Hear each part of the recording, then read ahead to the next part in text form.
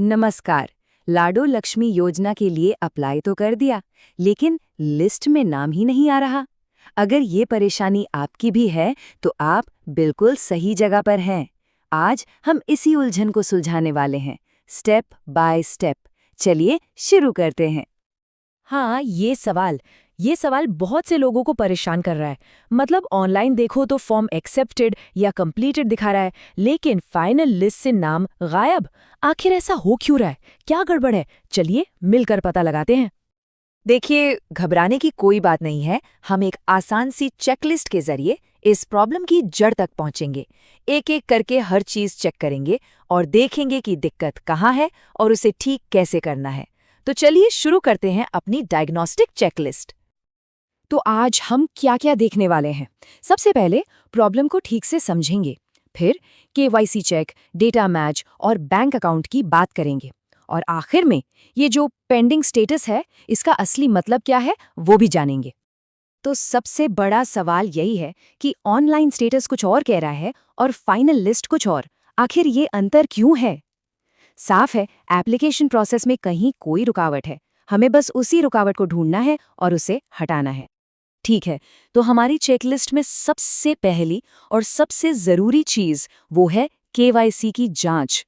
यकीन मानिए, ज्यादातर एप्लीकेशन इसी एक वजह से अटक जाती हैं। ये सबसे आम कारण है। तो प्रॉब्लम है अधूरा केवाईसी, यानी नो योर कस्टमर। एक बात गांठ बांध लीजिए, अगर केवाईसी पूरा नहीं है तो एप्लीकेशन 1 इंच भी आगे नहीं बढ़ेगी। ये सबसे पहली और जरूरी शर्त है। तो सबसे पहले हमें इसी को दुरुस्त करना है। और इसका सल्यूशन बहुत सीधा है। 2 काम करने हैं। पहला, अपने बैंक जाइए और ई-केवाईसी पूरा करवाइए। और दूसरा, ये पक्का कर लीजिए कि आपका आधार भी ई-केवाईसी के लिए पूरी तरह अपडेटेड है। ये दोनों ही काम बहुत ज़रूरी हैं, एक भी छूटना नहीं चाहिए। चलिए, केवाईसी के बाद अब आते हैं दूसरे स्टेप पर, डेटा मैचिंग। इसका सीधा सा मतलब है ये चेक करना कि आपके सारे सरकारी डॉक्यूमेंट्स में आपकी जानकारी, आपका डेटा एकदम सेम टू सेम है या नहीं।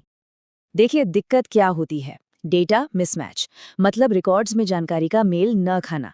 नाम की स्पेलिंग में जरा सी भी गलती हो या फिर डेट ऑफ बर्थ में सिर्फ 1 दिन का फर्क, बस इतना ही काफी है एप्लीकेशन को रोकने के लिए, क्योंकि सरकारी सिस्टम हर चीज को शब्द दर शब्द मिलाता है।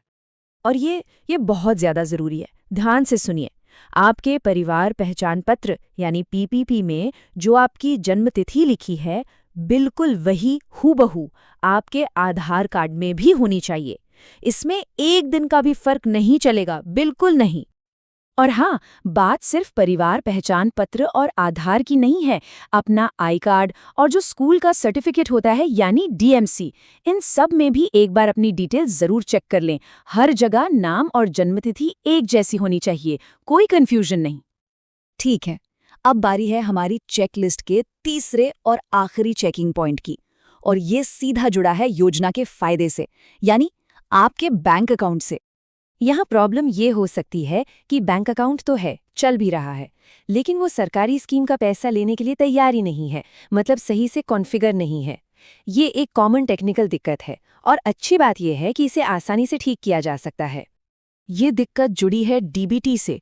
डीबीटी मतलब डायरेक्ट बेनिफिट ट्रांसफर। सरकार इसी तरीके से सब्सिडी या योजना का पैसा सीधे लोगों के बैंक अकाउंट में भेजती है। तो आपको ये पक्का करना है कि आपका अकाउंट डीबीटी के लिए लिंक्ड है।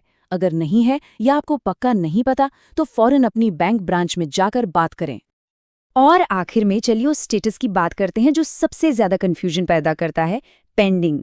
जैसे ही लोग पेंडिंग लिखा देखते हैं, परेशान हो जाते हैं। लेकिन इसका असली मतलब क्या है, ये समझना बहुत जरूरी है। तो सबसे पहले ये समझ लीजिए, पेंडिंग का मतलब रिजेक्टेड बिल्कुल नहीं है।